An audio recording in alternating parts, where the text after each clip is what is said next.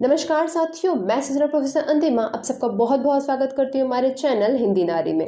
दोस्तों, उत्तर प्रदेश लोक सेवा आयोग ने गत माह जनवरी में पूरे साल के होने वाले एग्जाम का कैलेंडर निकाल दिया है और इसी कैलेंडर में बहुप्रतीक्षित government degree college assistant professor के एग्ज़ाम की डेट भी आ चुकी है।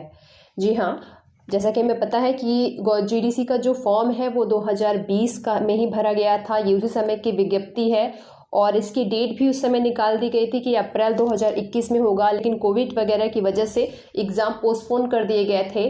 अब इसका रिवाइज डेट फिर से निकाल दिया गया है जो कि है 15 मार्च 2022।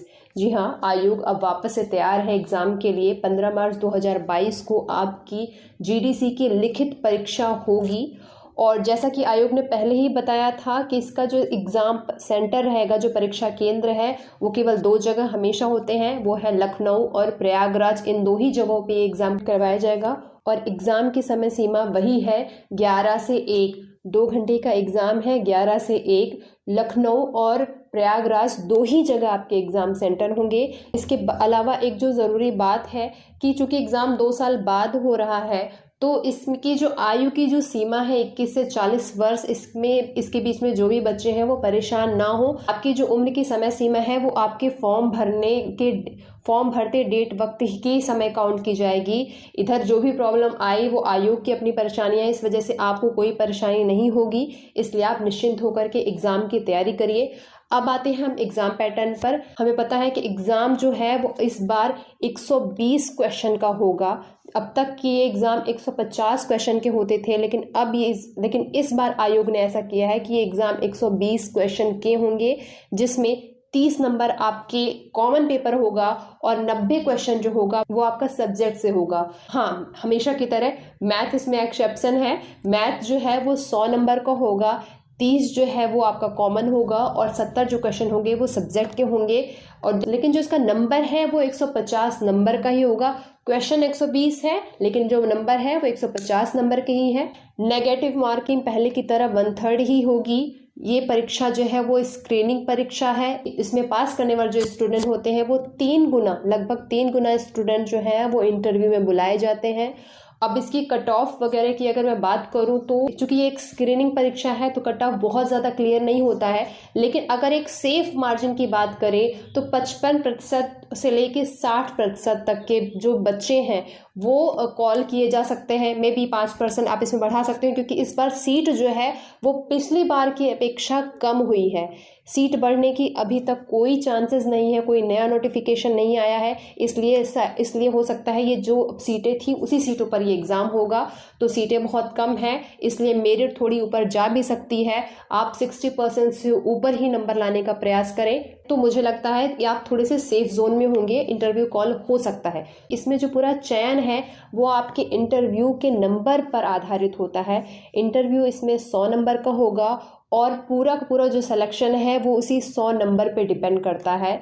तो रिटर्न की बहुत चिंता नहीं है। अगर एक बार आप बस पास कर जाते हैं, क्वालिफाई कर जाते हैं, तो उसके बाद आप चाहे कम नंबर से क्वालिफाई हुए हों या बॉर्डर पे क्वालिफाई किए हों, उसका रिस्क नहीं रहता है। अब जैसे अगर मैं अपनी बात बता दूं तो मेरा जो लास्ट ईयर मैंने एग्ज़ाम दिया था उस समय 150 प्रश्न आते थे, उसमें मेरा 112-113 नंबर के करीब था और मुझे इंटरव्यू के लिए क्वालिफाई किया गया था। हालांकि सीटें भी पिछली बार बहुत ज़्यादा थी, इसलिए पिछले बार से बहुत ज़्यादा रिलेवेंट नहीं कर सकते कि इस बार क्या होगा, लेकिन एक जो मोटा मोटी कैलकुलेशन है, अगर आप 60% के ऊपर हैं तो आप सेफली इंटरव्यू में पहुंच सकते हैं। अब जो सबसे बड़ी बात है वो है इसमें कॉमन जो 30 क्वेश्चन आते हैं उसकी बात मैं कर लूँ। 30 क्वेश्चन जो इसमें हैं वो उसका लेवल थोड़ा हाई होता है। लास्ट ईयर मैंने यूपीएचएससी और यूपीपीएससी दोनों के एग्ज़ाम दिए थे। दोनों के जो मैंने जीएस के सेक्शन देखा था उसमें मुझे यूपीपीएससी के जो एग्ज़ाम था उसका लेवल थोड़ा सा ज़्यादा हाई लगा था। जहाँ पे यूपीएचएससी में communication, aptitude, pedagogy, higher education के प्रश्न ज़्यादा रहते हैं, उसकी अपेक्षा आपको जीडीसी में रीजनिंग, मैथ और करंट अफेयर्स पे ज़्यादा फोकस किया जाता है। इसलिए आप थोड़ा सा करंट पे, रीजनिंग पे, मैथ पे, जीएस पे, स्पेशली पॉलिटी पर ज़्यादा फोकस रखें। सारे जो क्वेश्चन पूछे जाते हैं वो करंट बेस के क्वेश्चन पूछे जाते हैं। जहाँ तक मैं अपनी बात करूँ तो तो जीएस के लिए मैंने केवल लूसेंट से पढ़ाई किया था, और करंट अफेयर्स के लिए मैंने दृष्टि जो पीसीएस के लिए आती है और उसके अलावा स्पीडी लिया था। बस मैंने इतनी से ही पढ़ाई की थी, और मैंने जहाँ तक काउंट किया था, मैंने 30 में से 16-17 नंबर मैंने गेन किए थे। हालांकि ये कम ही है, मगर चूंकि मेरा जीएस में थोड़ा हाथ तंग है तो मेरे लिए बहुत सफिशिएंट नंबर था। लेकिन आप कोशिश करें कि आपका नंबर 20+ हो, 20 से ज़्यादा नंबर आप लेकर के आएँ। हाँ, चूंकि नेगेटिव मार्किंग है इसलिए रिस्क नहीं ले सकते हैं, तो अगर आप 20 नंबर के आसपास हैं तो आप सेफ हैं। इसकी तैयारी के लिए मैं ये कहूँगी, अगर आप लूसेंट से कंफर्टेबल है तो आप लूसेंट से जीएस पर्याप्त मात्रा में पढ़ सकते हैं। इसके अलावा आप रीजनिंग और मैथ के लिए कोई भी बेसिक किताबें ले लीजिए। बहुत बेसिक पूछा जाता है, हाई स्कूल तक के मैथ पूछे जाते हैं, हाई स्कूल तक की रीजनिंग पूछी जाती है। करंट अफेयर्स के लिए आप चाहे दृष्टि ले लें, स्पीडी ले लें, घटना चक्र ले लें, कोई भी 1 या 2 करंट अफेयर्स की बुक लेकर के पढ़िए, प्रैक्टिस करिए। सारे सब्जेक्ट जो होंगे, जो जीएस भी आता है वो करंट से रिलेटेड होता है। इसके अलावा मैं कहूँगी कि जितने भी आयोग पेपर करवाता है, चाहे वो प्रीलिम्स के पेपर है, चाहे वो पीसीएस का प्रीलिम्स हो, चाहे वो आरओ का प्रीलिम्स हो, या फिर एलटीजीआईसी के एग्जाम हो, जितने भी एग्जाम के आपके जो कॉमन पेपर है आप सबको लगा करके जाएं। जरूर कुछ ना कुछ क्वेश्चन, 2-3-4 क्वेश्चन रिपीटेड आपको मिल जाएंगे, ऐसा मेरा अपना भी अनुभव है। तो वो लगा कर जाइए, प्रैक्टिस जितनी कर सकते हैं प्रैक्टिस करके जाइए। अब सब्जेक्ट की मैं बात करूँ तो जो सब्जेक्ट का लेवल होता है, तो एक ही तरह मैं सबको नहीं बता सकती, लेकिन अगर मैं साफ साफ कहूँ तो यूपीएचएससी से यूपीजीडीसी के सब्जेक्ट का लेवल भी थोड़ा हाई होता है, थोड़ा अच्छा होता है।